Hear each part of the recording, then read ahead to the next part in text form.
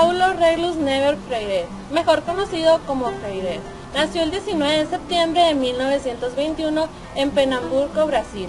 Fue el hijo menor de 4 hermanos. Estudió la primaria en Cogotado, en Pernambuco, y la secundaria en el Colegio Osvaldo Cruz. Freire ingresó a la Universidad de Recife en 1943, a los 22 años de edad, en la Facultad de Derecho, donde estudió filosofía y psicología del lenguaje al mismo tiempo. Se incorporó en la burocracia estatal, pero nunca practicó la abogacía, sino que prefirió dar clases de portugués en secundaria. En 1944 se casó con Elsa Maia Costa de Oliveira, que era profesora de primaria. Tuvieron 5 hijos y quedó viudo en 1986. En 1947, Freire fue nombrado director del Departamento de Educación y Cultura del Servicio Social en el estado de Pernambuco, trabajando principalmente entre los pobres que no sabían leer ni escribir. Estudió letras y se doctoró en 1959 en Filosofía e Historia de la Educación, con la tesis Educación y Actualidad Brasileña. En 1961 fue nombrado director del Departamento de Extensión Cultural de la Universidad de Recife y en 1962 tuvo la primera oportunidad de aplicar de manera significativa sus teorías, cuando se les enseñó a leer y escribir a 300 trabajadores de plantíos de caña de azúcar en tan solo 45 días. En 1967, Freire publicó su primer libro titulado La educación como práctica de la libertad. En 1970 publicó su segundo libro, titulado La pedagogía del oprimido. El 2 de mayo de 1997 muere Freire a sus 75 años de edad.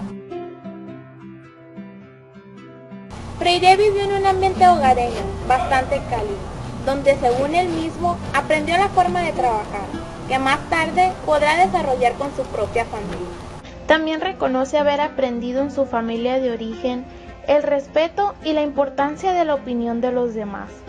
Esta conducta se ve reforzada por la actitud de su padre, quien respetaba la creencia religiosa de su madre, a pesar de no compartirla.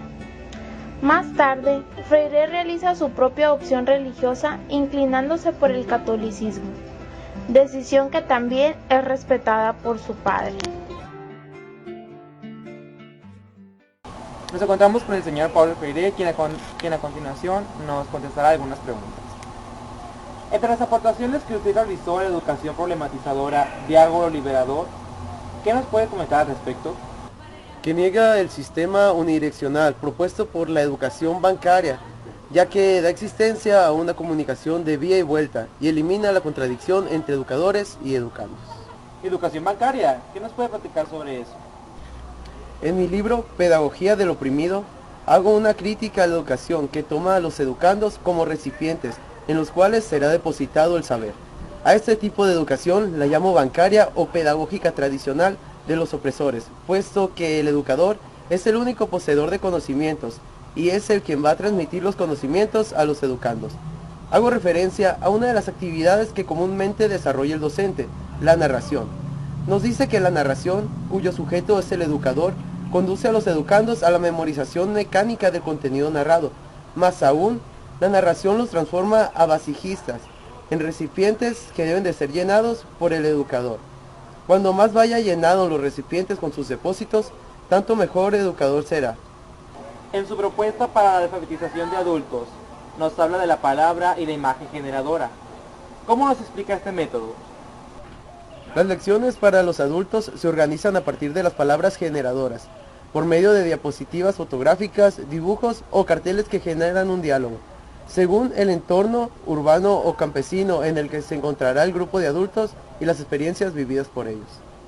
Sin duda, una de las principales aportaciones a la educación es la alfabetización como camino a la liberación. El proceso de alfabetización tiene todos los ingredientes necesarios para la liberación. El aprendizaje y la profundización de la propia palabra, la palabra de aquellos que no les es permitido expresarse, la palabra de los oprimidos que solo a través de ella puede liberarse y enfrentar críticamente el proceso dialéctico de su historización. ¿Y cuáles son las bases de dicho método de alfabetización? En la primera fase se extraen los vocablos de más ricas posibilidades fonéticas y de mayor carga semántica, con sentido existencial y emocional.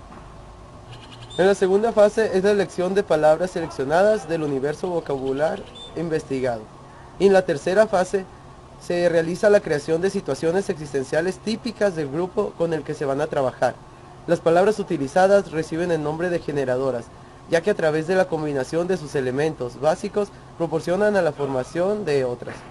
A partir de esas palabras se configuran las situaciones existenciales. Y en la cuarta fase se hace una elaboración de guías flexibles que auxilien a los coordinadores de debate en su trabajo. Y por último, en la quinta fase, se lleva a cabo la descomposición de las familias fonéticas correspondientes a los vocablos generadores. En la actualidad, la pedagogía de Freire se encuentra presente en las aulas.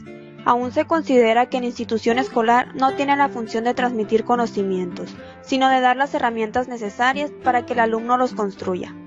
Los alumnos son el centro de la pedagogía implementada, y cuando no se obtienen los resultados deseados, el método tiene que modificarse de acuerdo a las características del grupo.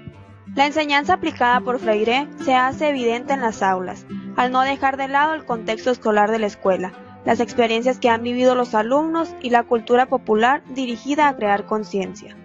Alfabetizar al alumnado hace que encuentren su liberación, aprendan y enfrenten situaciones que se les presenten. Actualmente los maestros organizan al grupo de cierta manera, estableciendo reglas y cultura dentro del aula. Plantea situaciones de la vida diaria y utiliza el material con el que puede realizar las actividades de acuerdo al contexto en el que se desenvuelva.